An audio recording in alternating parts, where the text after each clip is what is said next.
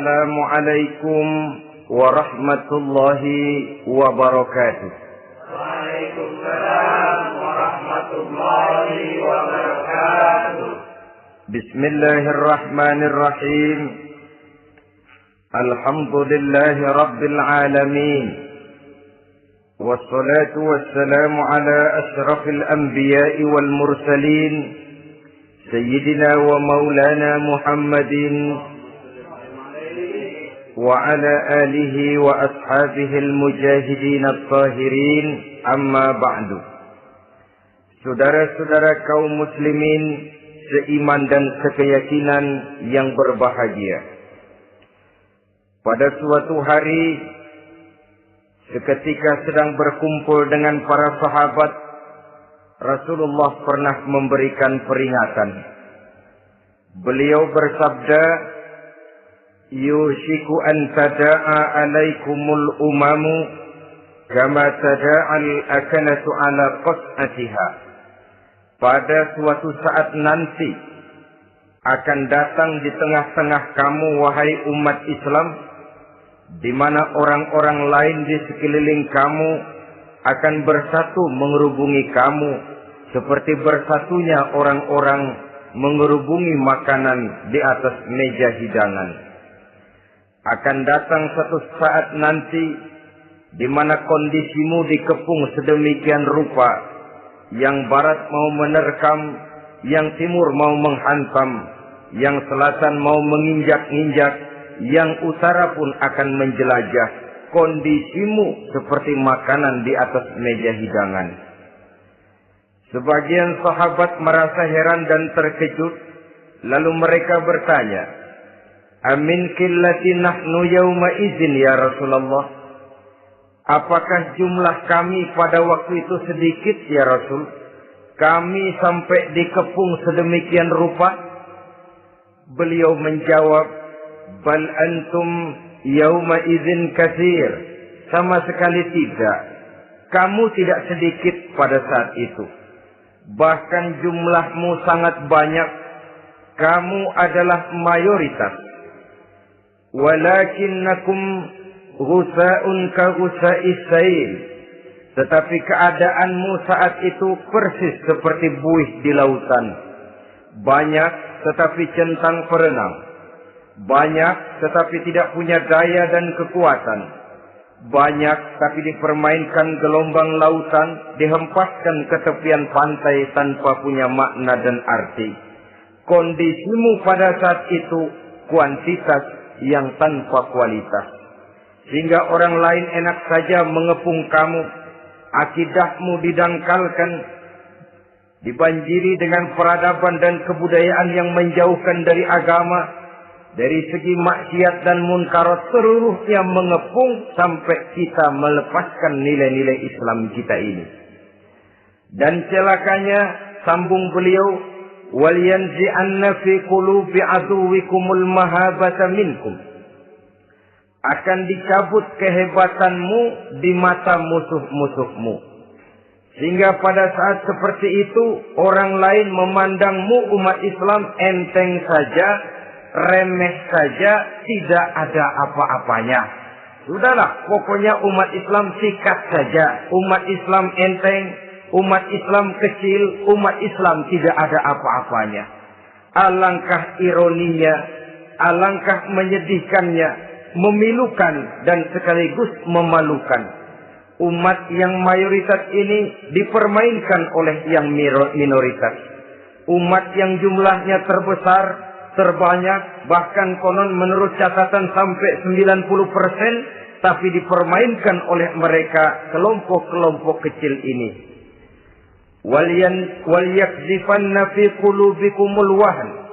Pada saat itu di hatimu dicampakkanlah penyakit wahan. Sahabat kemudian bertanya, "Wa mal wahnu ya Rasulullah?" Apakah penyakit wahan itu ya Rasul?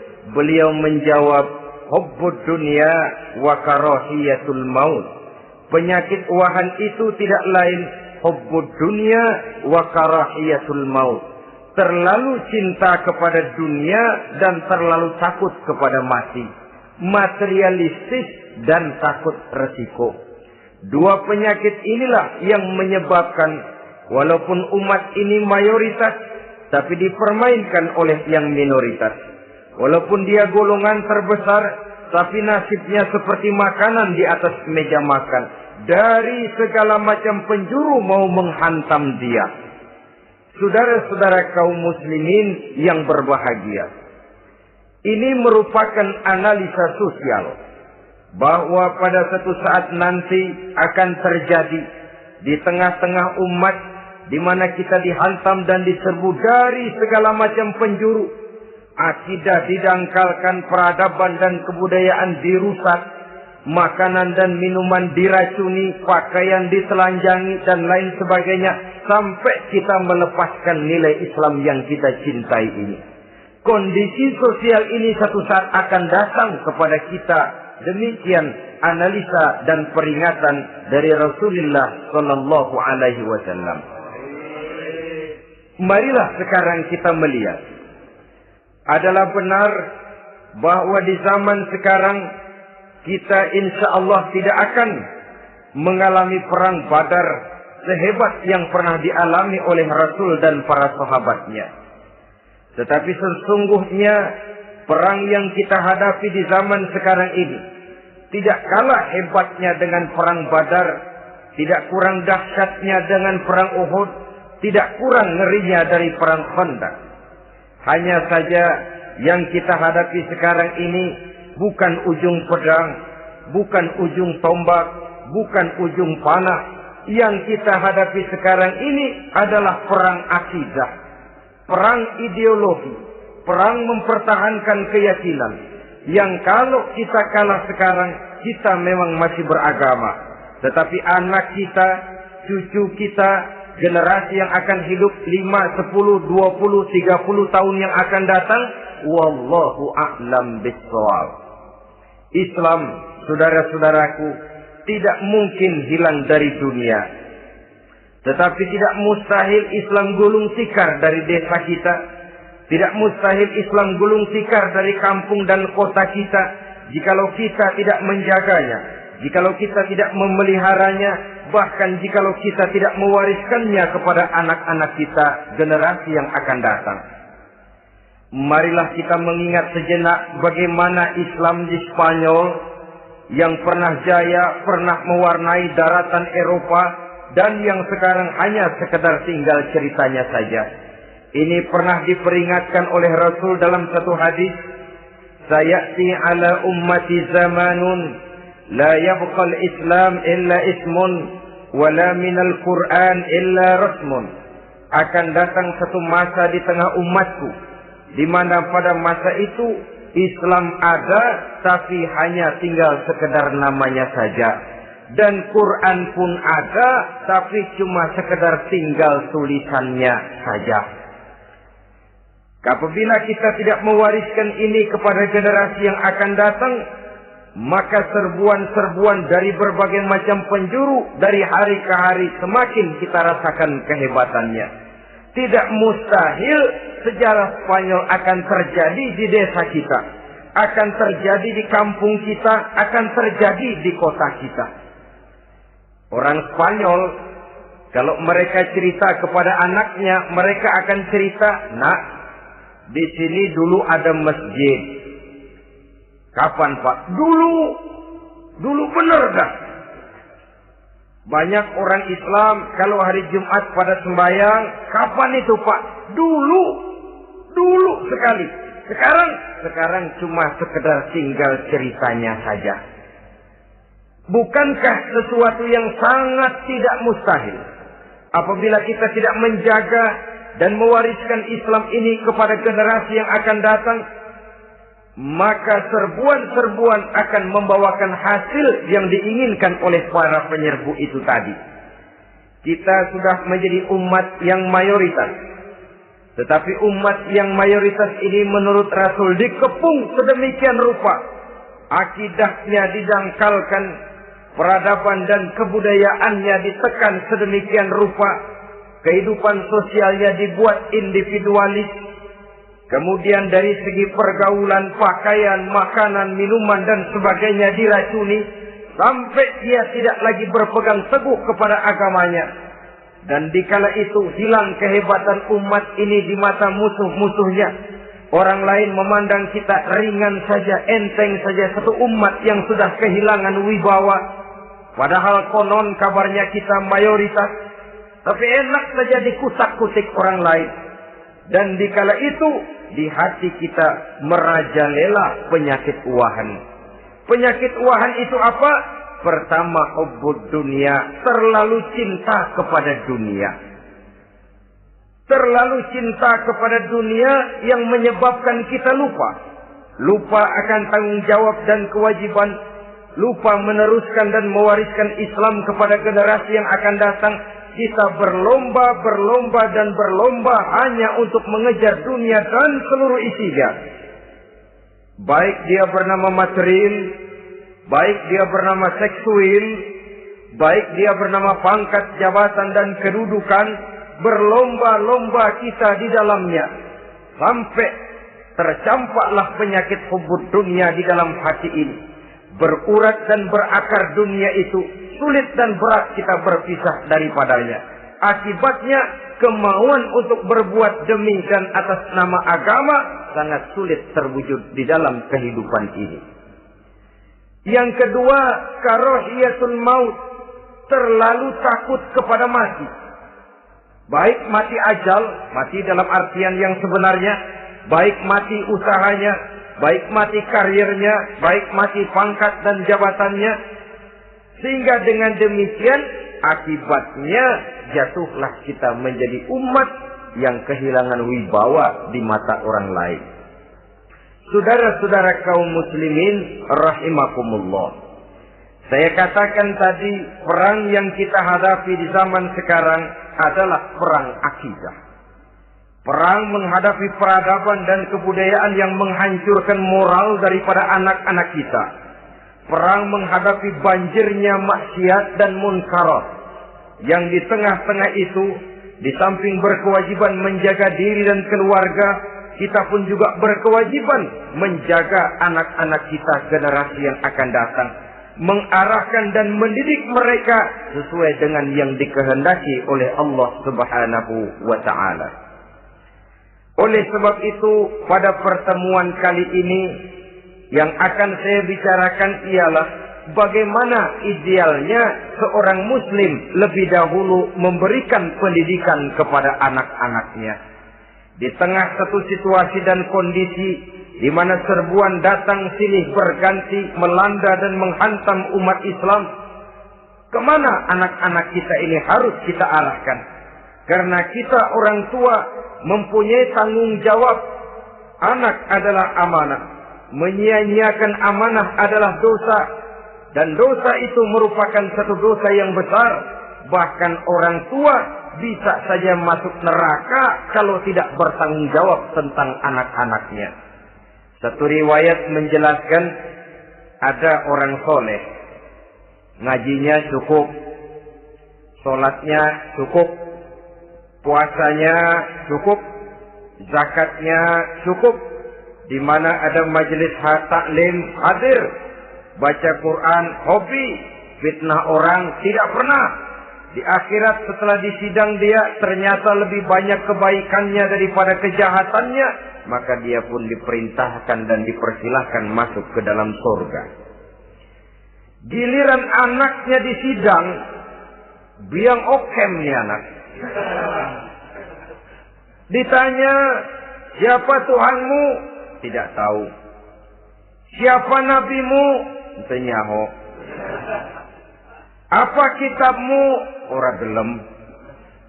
Kamu pernah sholat? Tidak. Zakat? Tidak. Puasa? Tidak. Judi? Hobi. Zina? Tiap malam. Mabuk? Berat. Wah, brengsek kamu. Kebaikan tidak ada barang sedikit pun, sementara kesalahan dan dosa berlipat ganda. Kamu neraka. Anak ini protes. Benar, saya tidak kenal siapa Tuhan saya. Saya tidak tahu siapa nabi saya. Saya tidak tahu kitab suci dan kiblat saya. Saya tidak sholat, tidak zakat, tidak puasa. Tiap malam saya judi, saya zina, saya mabuk. Tapi saya kerjakan semua itu karena saya tidak tahu dan orang tua saya tidak pernah memberitahu saya. Dia enak-enakan hadir di majelis taklim, saya nyekek botol, didiemin saja. Dia enak-enakan baca Quran, saya zina, didiamkan saja. Saya bukan tidak mau, orang tua saya sama sekali tidak pernah mendidik saya. Dia mau benar sendiri. Maka kalau sekarang saya harus masuk ke dalam neraka, saya menuntut agar orang tua saya ikut sama-sama bergabung dengan saya ke dalam neraka. Gara-gara dia tuh saya jadi begini. Orang tuamu yang mana? Tuh, yang barusan mau ke surga. Ini orang tua yang sudah mau berangkat ke surga dipanggil. Sebentar dulu, Mas. Ini benar anak kamu? Iya, Pak. Waktu di dunia kamu tidak pernah ajarin dia ngaji? Sampai dia tidak kenal Tuhannya, tidak kenal nabinya, tidak kenal kiblat dan kitab sucinya? Iya, Pak. Dia tidak sholat, kamu diamkan saja. Dia tidak puasa, tidak zakat, kamu bersikap masa bodoh. Bahkan dia judi, dia zina, dia mabuk, kamu pun berdiam diri saja. Iya, Pak. Tahukah kamu bahwa anak ini adalah amanah? Menyia-nyiakan amanah artinya khianat, dan khianat adalah dosa yang sangat besar. Kamu tidak bertanggung jawab, maka kamu, anakmu gabung ke dalam neraka. Saudara-saudara kaum muslimin rahimakumullah. Itu sebabnya Allah pesan benar-benar, ya ayyuhalladzina amanu qu anfusakum wa ahlikum nara. Hai orang-orang yang beriman, jaga dirimu dan keluargamu, istri, anak, orang-orang yang menjadi tanggung jawab dan kewajiban kita, jaga dan pelihara mereka dari api neraka. Saudara-saudara kaum muslimin, lalu kalau kita orang-orang tua yang hidup di zaman sekarang ini sudah sering beristighfar, mengurut dada, melihat situasi, membaca peta keadaan, konon tantangan yang akan dihadapi oleh anak-anak kita 15, 20, 25 tahun yang akan datang jauh lebih berat dari apa yang kita hadapi sekarang ini. Maka adalah wajar jika kita sebagai orang tua yang cinta kepada agama, cinta kepada anak-anak kita, berpikir untuk mewariskan nilai-nilai yang luhur ini kepada anak-anak kita generasi yang akan datang. Bagaimana pada mulanya kita harus mendidik mereka? Mari kita telusuri apa yang dicontohkan oleh Al-Quranul Karim. Orang-orang tua bijaksana yang diceritakan dalam Al-Quran, kalau sudah berpikir tentang anak-anaknya generasi yang akan datang, pendidikan pertama yang diberikan kepada anaknya ternyata adalah persoalan akidah. Nabi Ibrahim, pertanyaan yang paling merisaukan beliau buat anak cucunya ialah, ma ta'buduna min ba'di. Saudara bisa lihat surah Al-Baqarah ayat 133. Anak-anakku, kalau pada satu saat nanti aku, ayahmu ini sudah tidak ada lagi, meninggalkan kamu semua, meninggalkan kehidupan dunia ini, ma ta'buduna min ba'di, apa yang akan kamu sembah nak kalau ayah sudah tidak ada lagi? Jikalau ayahmu sekarang masih rajin ke masjid, melakukan rukuk dan sujud, i'tikaf dan membaca Quran, kalau satu saat ayahmu meninggalkan dunia ini, masihkah engkau mau ke dalam masjid? Masihkah engkau rukuk dan sujud? Masihkah engkau i'tikaf? Ma ta'buduna min ba'di, apa yang akan kamu sembah kalau aku ayahmu tidak ada lagi nak? Ditanamkan bukan hanya keyakinan bertauhid, sekaligus juga menyembah kepada Allah yang kita yakinkan dengan tauhid itu tadi. Bukankah berbeda dengan kita kebanyakan orang tua sekarang? Kita tidak pernah berpikir ma ta'buduna min ba'di. Kalau bapak tidak ada, kamu nyembah apa nak? Kita orang tua sekarang pagi-pagi malah berpikir ma ta'kuluna min ba'di. Kalau bapak nggak ada, kamu nanti makan apa nak? Bukan nyembah apa yang kita pertanyakan, bukan nyembah apa yang kita khawatirkan, makan apa nak? Maka yang dicari lalu sekolah-sekolah yang bonafit, yang tidak peduli apakah itu merusak imannya, mematikan akidahnya, menghancurkan keyakinannya.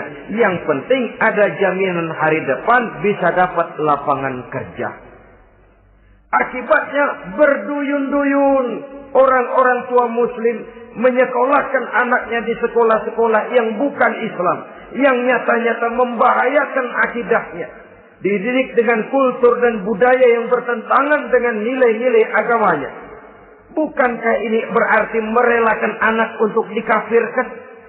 Bukankah ini artinya menyerahkan anak untuk ditulis menurut selera para pendidik yang tidak sesuai dengan nilai akidah yang dimilikinya? Mengapa kita tidak berpikir seperti Nabi Ibrahim yang sebelum memberikan pendidikan kecerdasan, sebelum pendidikan matematika, IPS, PSBB dan disiplin ilmu lainnya, yang pertama ditanamkan ma ta'buduna min ba'di. Kalau ayahmu tidak ada, kamu menyembah apa nak? Menyembah Allah, apa nanti malah menyembah harta? Menyembah Allah, apa nanti malah mendewa-dewakan pangkat dan jabatan? Menyembah Allah, apa malah nanti menyembah alam? Itu yang dikhawatirkan Nabi Ibrahim kepada generasi yang akan datang. Dan itu saudara-saudara yang seharusnya mengkhawatirkan kita kepada anak-anak kita generasi yang akan datang. Lihatlah serbuan akidah di zaman sekarang ini. Dimanfaatkan kemiskinan kita umat Islam.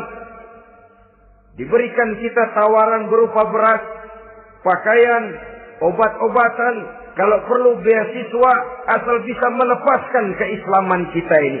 Bertahap, sedikit demi sedikit, step by step, shibran bi shibrin wa zira'an bi zira'in. Dan harus saya ingatkan, orang di zaman sekarang tidak mungkin menghantam Islam secara frontal. Tidak mungkin menghantam Islam terang-terangan, apalagi mengerahkan satuan militer. Tidak. Orang berhitung bagaimanapun kondisi dan kualitasnya umat Islam, mereka masih punya satu modal penting, fanatisme agama. Kalau ini disulut, api jihad segera berkobar dan hanya maut yang bisa menghentikan orang yang dibakar dengan semangat jihad. Orang tahu itu. Betapa Uni Soviet kedodoran menghadapi mujahidin Afghanistan yang disulut oleh semangat jihad yang berkobar dengan persenjataan yang primitif ketimbang persenjataan Uni Soviet. Entos mereka pantang surut mundur ke belakang. Jadi jangan mimpi bahwa orang mau menghantam Islam ini dengan melarang pengajian, meruntuhkan masjid, menyegel pondok pesantren. Tidak. Melarang orang sholat. Tidak. Kalau perlu masjid diperbanyak, musola diperbesar. Tapi bikin itu masjid seperti museum. Besar, megah, mercusuar. Tapi bikin seperti museum. Tempat orang kagum, tempat orang memuji, tapi sunyi dari nilai-nilai ibadah.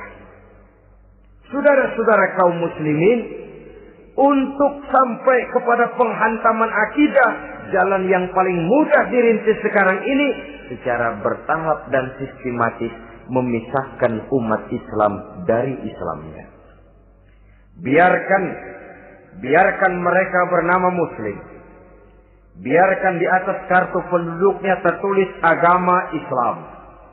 Tapi tanamkan budaya-budaya yang menyebabkan cara bergaul mereka, cara berumah tangga mereka, cara bertetangga mereka, sampai kepada cara mereka berpakaian, cara mereka bergaul, cara mereka makan dan minum, cara mereka mendidik dan menyekolahkan anak sama sekali tidak lagi mencerminkan nilai-nilai yang islami. Itu sudah satu usaha yang paling praktis, memisahkan umat Islam dengan Islamnya. Kalau sadarlah kita ke arah ini usaha orang di zaman sekarang, maka yang harus pertama kita tanamkan kepada anak-anak kita, didik mereka dengan jiwa tauhid yang mengkrispal di dalam batinnya, meresap sampai ke tulang sumsumnya, yang tidak akan sampai pun nyawa berpisah dari badannya. Akidah itu tidak akan berpisah dari hatinya. Bahkan dia sanggup dengan tegar berkata, lebih baik saya melarat karena mempertahankan iman daripada hidup mewah dengan menjual akidah. Satu khitbah, satu garis kehidupan yang perlu kita wariskan kepada anak-anak kita, generasi yang akan datang. Dahulu ada satu tradisi, saudara-saudara. Kalau anak gadis kita dilamar orang lalu bertanya, anakmu mau ngelamar gadis saya, apa sudah khatam Quran berapa kali? Apa sudah bisa baca kitab macam-macam dan lain sebagainya? Sehingga lahirlah satu kebanggaan. Apapun motifnya, tapi pertanyaan semacam ini zaman sekarang sudah langka. Paling-paling yang ditanya kalau anaknya dilamar orang, anakmu kerja di mana? Gajinya sebulan berapa? Kendaraannya bebek apa soang? Apa-apa? Itu yang kita pertanyakan, berkisar di seputar materi, kerja, job, status sosial, dan lain sebagainya. Perkara bisa baca Quran atau tidak, nomor 18. Perkara sembahyangnya rajin apa tidak, nomor 36. Saudara hadirin, akibatnya terjadi pergeseran nilai. Maka mendidik anak menurut tuntunan Quran adalah seperti yang diberikan contoh oleh Luqmanul Hakim, yang diceritakan dalam surah Luqman mulai ayat 11 dan selanjutnya.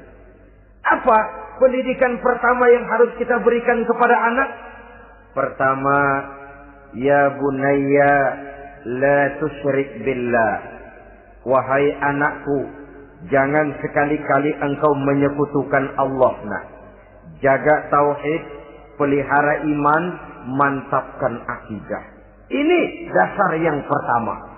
Belum lagi anak mengenal berbagai macam disiplin ilmu, yang pertama ditanamkan tauhid. Ini yang mendasari kehidupan. Ini yang akan menjadi mewarnai dan menjadi warna dari kepribadian seseorang. Sentuhan jiwa tauhid di dalam diri si anak. Belum lagi sempat dia kenal yang lain. Yang pertama yang kita tanamkan, kita wariskan, kita berikan, la tusyrik billah. Jangan sekali-kali menyekutukan Allah. Nah, kalau ini sudah tertanam, ini sudah merupakan satu fondasi yang kuat. Selebihnya nanti tinggal melihat bakat si anak, kemana dia harus dididik. Yang terpenting nilai iman lebih dahulu tanamkan. Dan untuk menghancurkan nilai keimanan, saudara-saudara, saya katakan, ingatkan kepada hadis di awal tadi, dikepung kita dari berbagai macam penjuru agar bisa melepaskan nilai-nilai iman dan keyakinan. Proses pendangkalan akidah, ditanamkan keraguan kepada agama, ditanamkan rasa malu beragama. Sholat malu, baca Quran malu, berangkat ke masjid malu, pakai jilbab malu. Ditanamkan rasa malu beragama. Sehingga bertahap sedikit demi sedikit kita mulai berpisah dengan kehidupan beragama. Ditanamkan hal yang sedemikian rupa dari berbagai macam penjuru. Dihantam akidah. Akidah kuat. Dihantam dari segi peradaban dan kebudayaan. Diperbanyaklah peradaban dan kebudayaan yang bukan mendekatkan kita dengan agama, malah mendekatkan kita dengan neraka. Menjauhkan kita dari agama, menjauhkan kita dari nilai-nilai luhur yang diwariskan oleh orang-orang tua kita terdahulu. Adalah kewajiban kita yang pertama, mendidik anak, menanamkan roh, jiwa, dan semangat tauhid di dalam diri mereka. Saudara-saudara kaum muslimin rahimakumullah. Kenapa kita lebih dahulukan menanamkan jiwa, roh, dan semangat tauhid ini kepada anak-anak kita? Pertama, kita tidak hanya ingin sekedar mempunyai anak yang pintar, tetapi lebih daripada itu kita pun ingin mempunyai anak yang benar. Segala macam disiplin ilmu, segala macam bentuk penalaran ilmiah dan pengisian intelektualitas manusia mungkin di satu sisi akan membuat dia pintar, tapi di sisi lain belum tentu akan membuat dia benar. Nabi pernah memberikan peringatan, "Man izdada ilman wa lam yazdad huda, lam yazdad minallahi illa bu'da." Orang yang hanya bertambah ilmu pengetahuannya, tapi tidak bertambah hidayah dari Allah, tidak makin mantap keimanannya, maka seluruh nilai-nilai ilmunya hanya akan menjauhkan dia dari Allah Subhanahu wa ta'ala. Dan adalah lebih merupakan azab daripada nikmat kalau kita diberikan ilmu pengetahuan yang hanya akan menyebabkan kita semakin jauh dari Allah Subhanahu wa ta'ala. Yang kedua, sesungguhnya roh, jiwa, dan semangat tauhid yang melekat dalam diri anak pada puncaknya akan melahirkan satu disiplin murni yang tumbuh dari dalam dirinya sendiri, di mana si anak dalam kehidupannya merasakan dimanapun dia berada, kemanapun dia pergi, ia selalu merasakan kehadiran Allah dekat dalam hidupnya. Ia sadar sesadar-sadarnya bahwa tidak ada satu perbuatan yang bagaimanapun kecilnya yang bisa disembunyikan dari kekuasaan Allah Subhanahu wa ta'ala. Yang ketiga, dengan penanaman roh, jiwa, dan semangat iman ini, maka diharapkan anak-anak nanti pada pertumbuhannya sanggup mengendalikan hawa nafsunya. Dengan kata lain, bahwa penanaman jiwa tauhid, penanaman roh dan semangat keimanan ini merupakan kondisi dasar yang harus dilakukan sebelum yang lain-lainnya. Kemudian pendidikan kedua yang diberikan oleh Al-Quran melalui contoh dan model dengan Luqmanul Hakim ini, setelah menanamkan tauhid, ditanamkanlah kepada si anak ini rasa hormat kepada orang tuanya. Wa wassaynal insana biwalidayhi, dan kami wasiatkan kepada manusia untuk berbakti kepada ibu bapaknya. Hamalathu ummuhu wahnan ala wahnin, karena ibunya telah mengandungnya dengan kepayahan di atas kepayahan. Maksudnya dengan kepayahan dan kelelahan yang berlipat ganda. Sehingga ketika Rasul ditanyakan orang, "Ya Rasul, siapa yang paling harus saya taati di dunia ini?" Beliau menjawab, "Ibumu." Kemudian, "Siapa lagi ya Rasul?" "Ibumu." Setelah itu, "Siapa lagi ya Rasul?" "Ibumu." Dan kemudian, "Siapa ya Rasul?" "Bapakmu." Ibu, ibu, ibu, bapak. Bahkan al-jannatu tahta aqdamil ummahat, surga berada di bawah telapak kaki ibu. Bagaimana menanamkan rasa hormat kepada orang tua di hati anak? Tentu yang pertama, bagaimana orang tua bisa memberikan keteladanan. Marilah kita sebagai orang-orang tua ini menyadari bahwa sebelum anak kenal sekolah dasar, sebelum anak kenal TK, ibtidaiyah, sanawiyah, sampai kepada perguruan tingginya, yang pertama dia kenal adalah lingkungan rumah tangganya, gurunya adalah ibu bapaknya. Di sini berlakulah apa yang dinamakan keteladanan.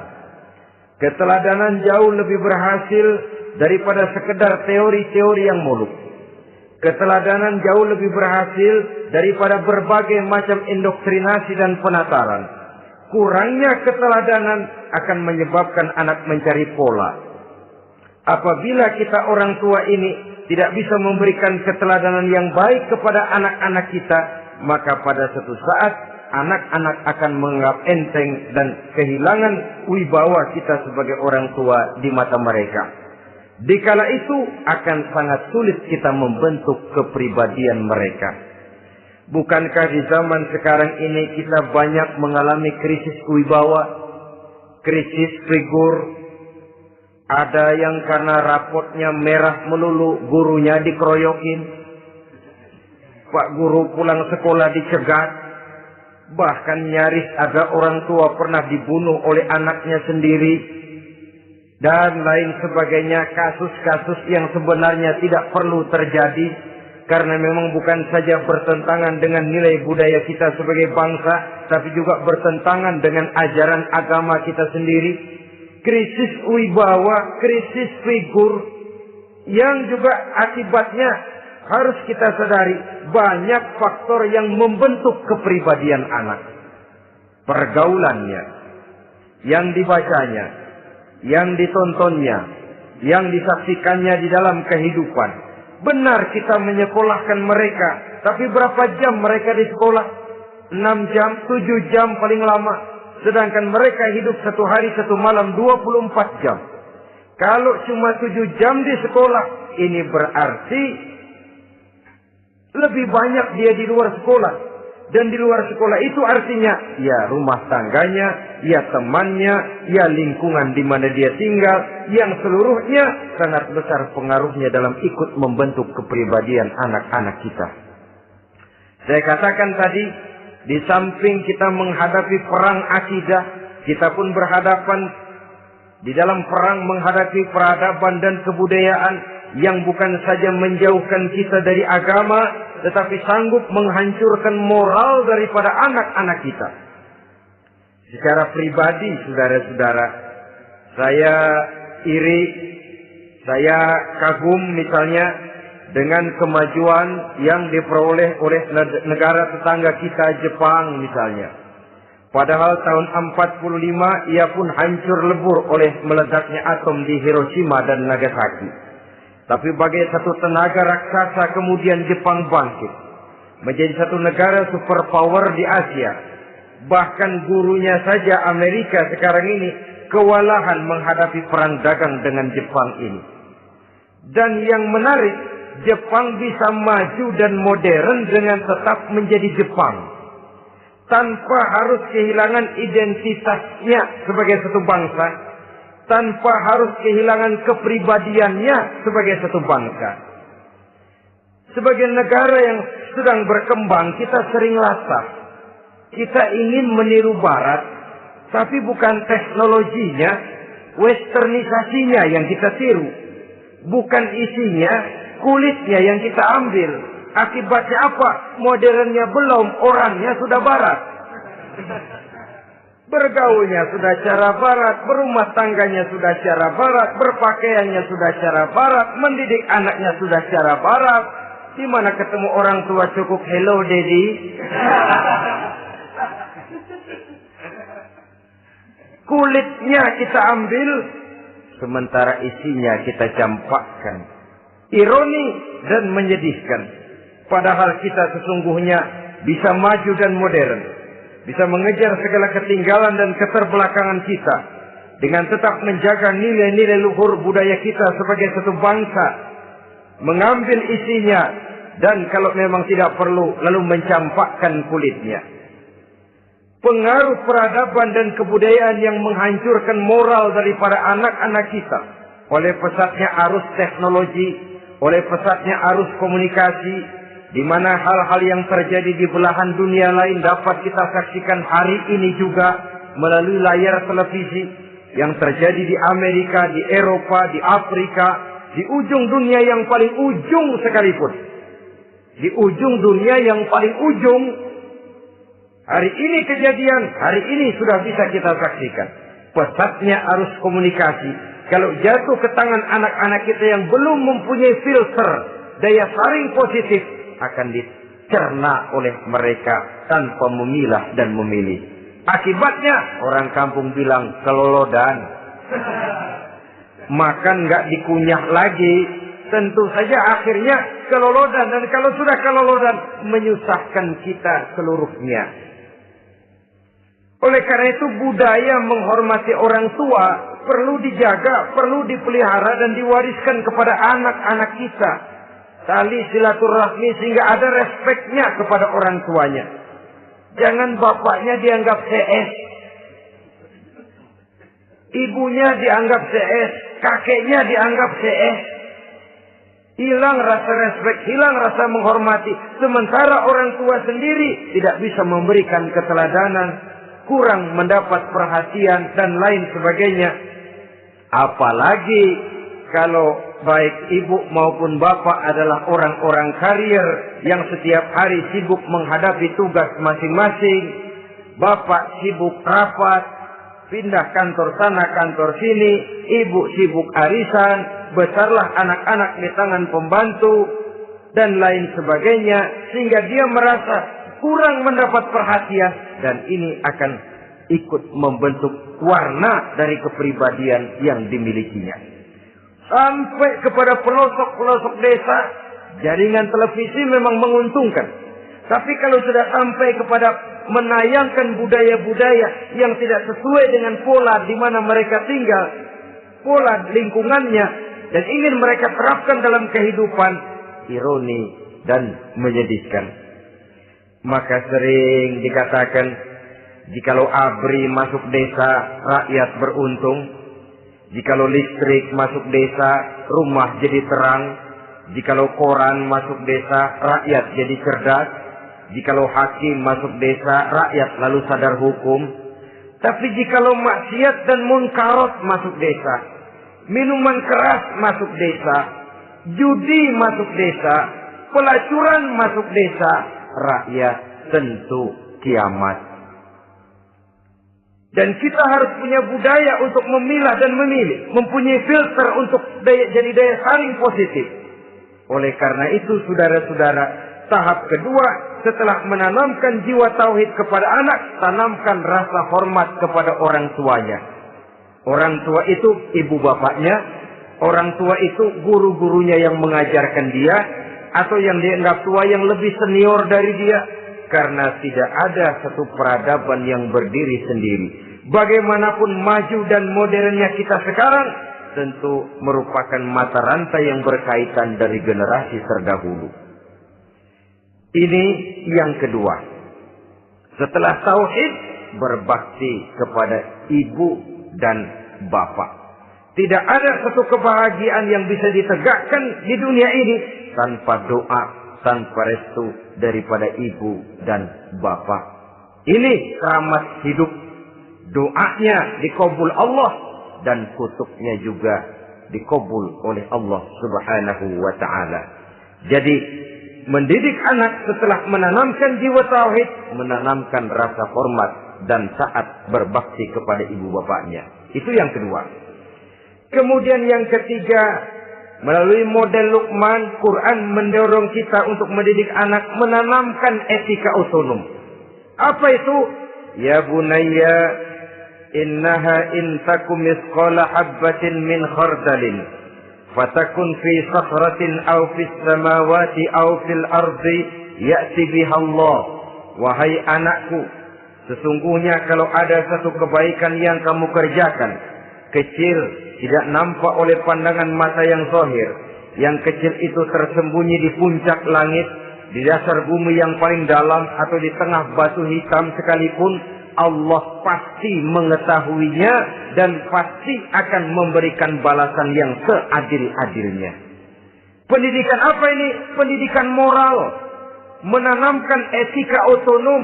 Nah, kau berbuat baik jangan karena dilihat orang.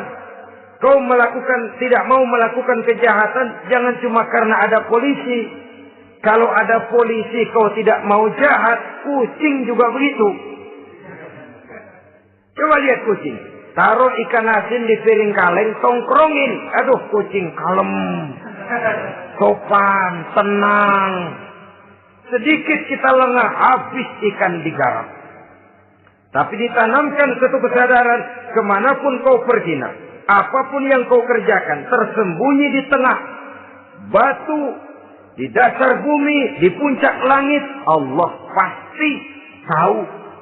Dalam bahasa yang ringan, Kita ini diawasi oleh 2 hiperkomputer yang maha sensitif. Produksi langit, mereknya Rockheed dan Asid. Itu komputer yang sangat peka dan sensitif. Jangankan kita berbuat, kita berniat baik saja, komputer sudah nyatet sendiri. Inilah yang orang sekarang namakan waskat, pengawasan malaikat. Kalau hidup sudah merasa diawasi oleh malaikat, waskat berhasil. Tapi kalau waskat sudah diawasi malah nekat, itu yang gagal. Atau yang diawasi dan yang mengawasi sama-sama sepakat, itu juga bisa cincai. Saudara-saudara kaum muslimin rahimakumullah.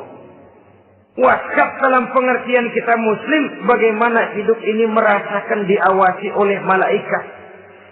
Intelektualitas yang tinggi sekalipun, IQ yang nilainya plus sekalipun, disiplin ilmu yang bagaimanapun banyak yang memenuhi benak kita tanpa diiringi oleh etika otonom, orang sering mencari celah dan kesempatan. Mencari celah dan kesempatan. Tapi kalau sudah merasa, kemanapun saya pergi, dimanapun saya berada, kebaikan bagaimanapun sekecilnya saya lakukan, toh Allah pasti akan memberikan balasan. In khairan fa khairun, wa in syarran fa syarrun. Jikalau baik, baik balasan yang kita terima. Jikalau jahat, jahat kejahatan yang kita terima.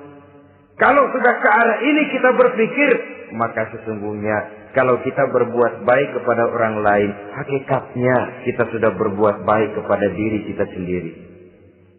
Lalu tidak ada merasa rugi berbuat baik kepada orang. Karena manakala dia melakukan kebaikan kepada orang lain, artinya dia sudah berbuat baik untuk dirinya sendiri. Jadi setelah tauhid, kemudian berbakti kepada ibu bapak, yang ketiga baru pendidikan tentang akhlak, tentang moral. Pola ini yang sering terlupakan oleh kita. Bahwa bagi kita itu pendidikan tidak lain upaya mencerdaskan otak anak.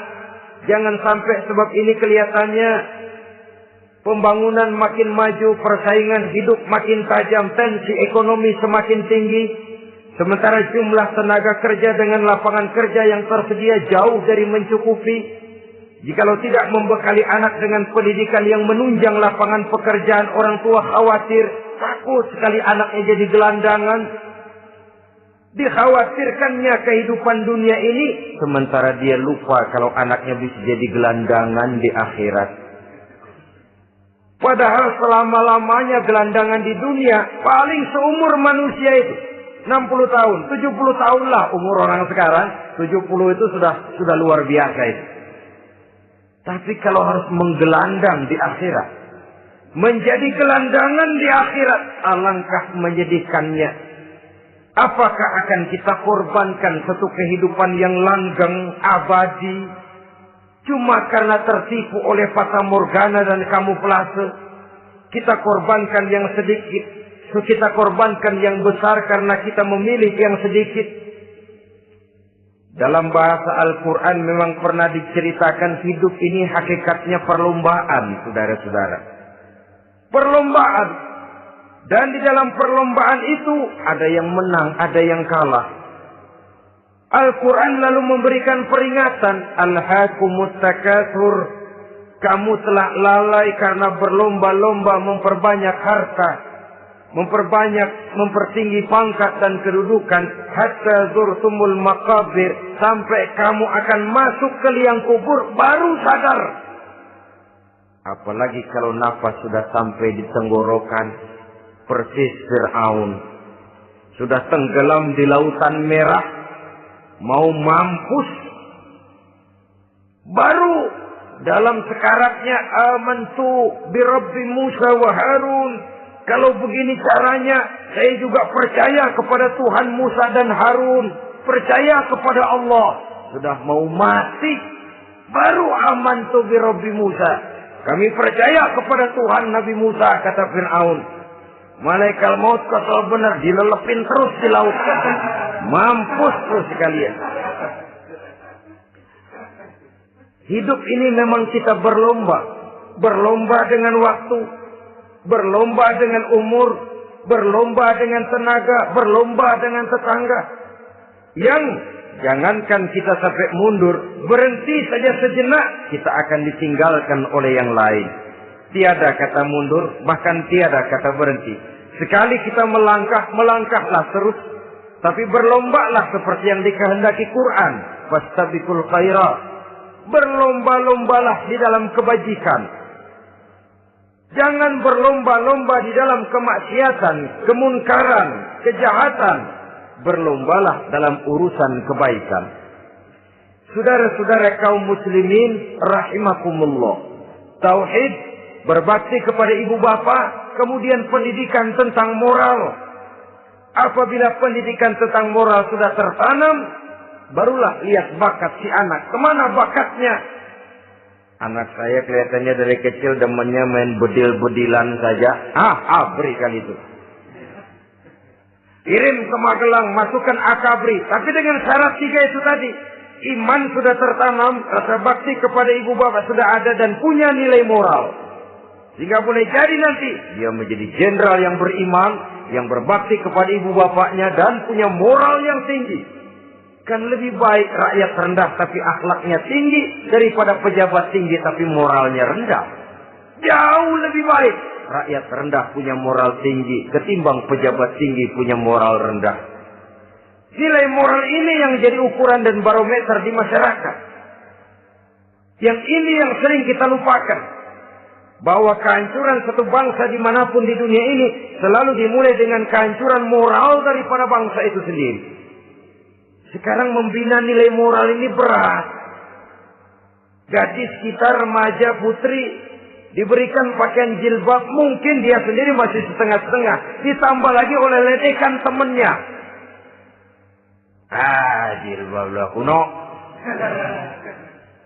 Bau sorga lah, bau masjid lah, bau menyan lah. Ditanamkan rasa malu untuk hidup dekat dengan agama.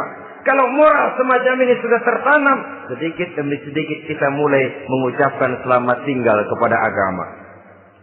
Dan kemalangan apa yang lebih malang kalau kita sudah jauh dari agama ini?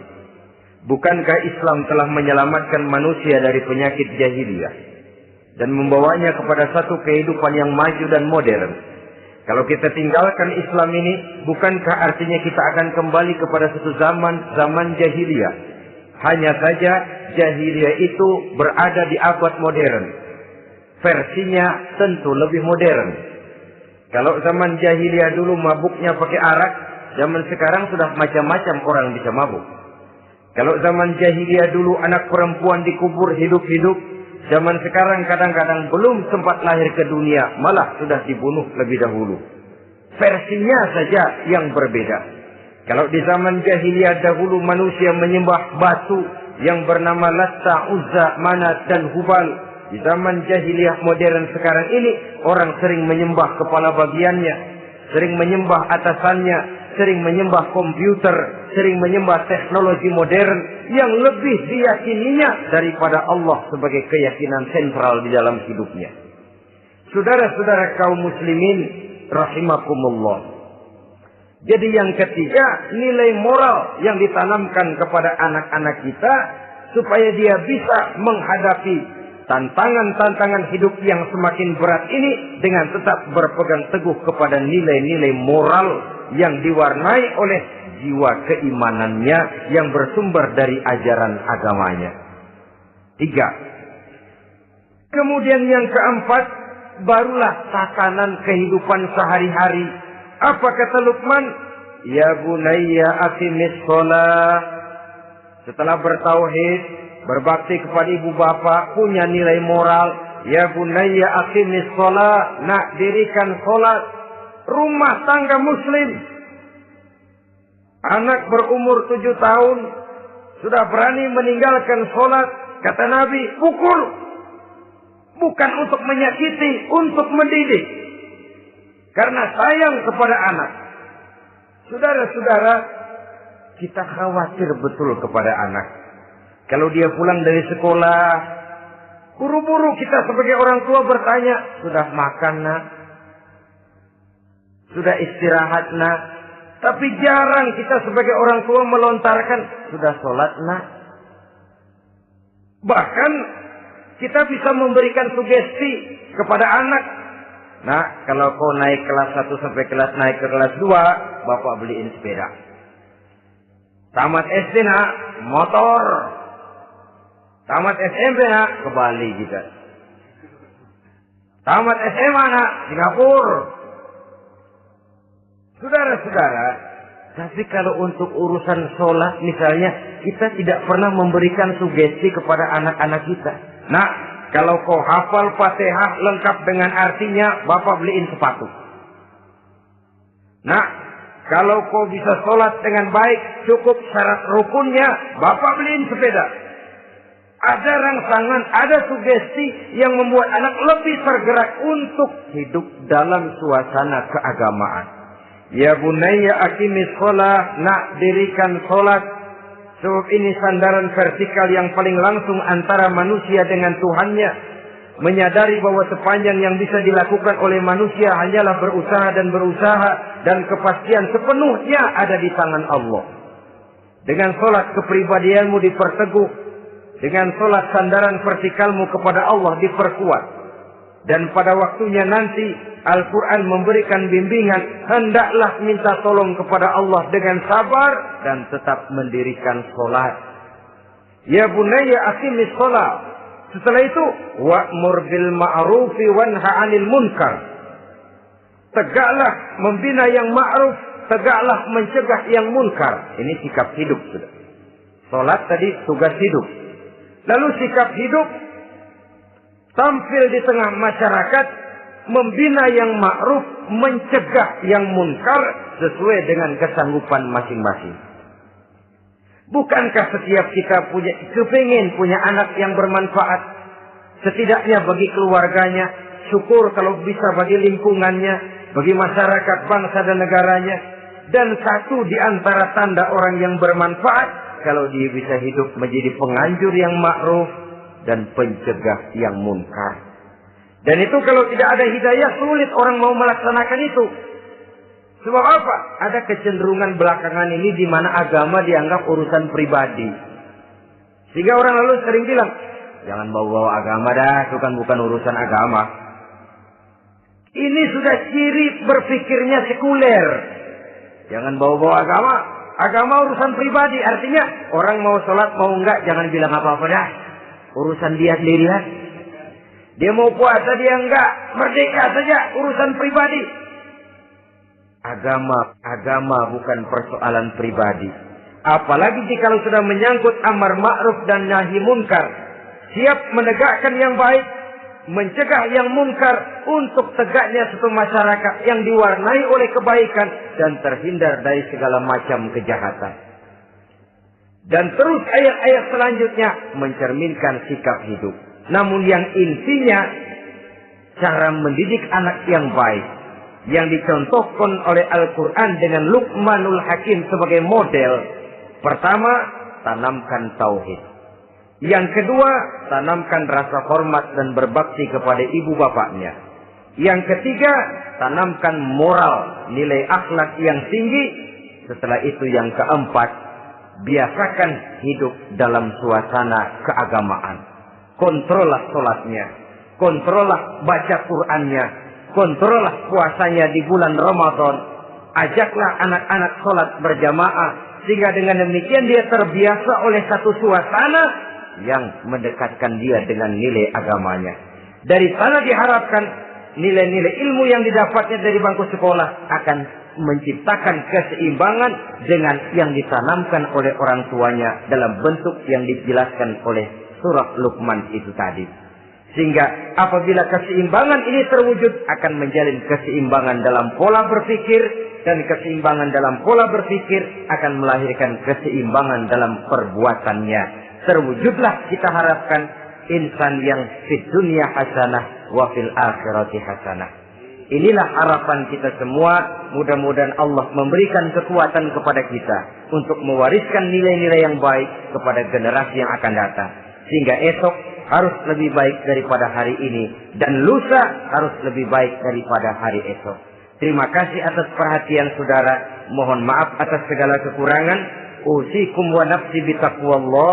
Wassalamualaikum warahmatullahi wabarakatuh.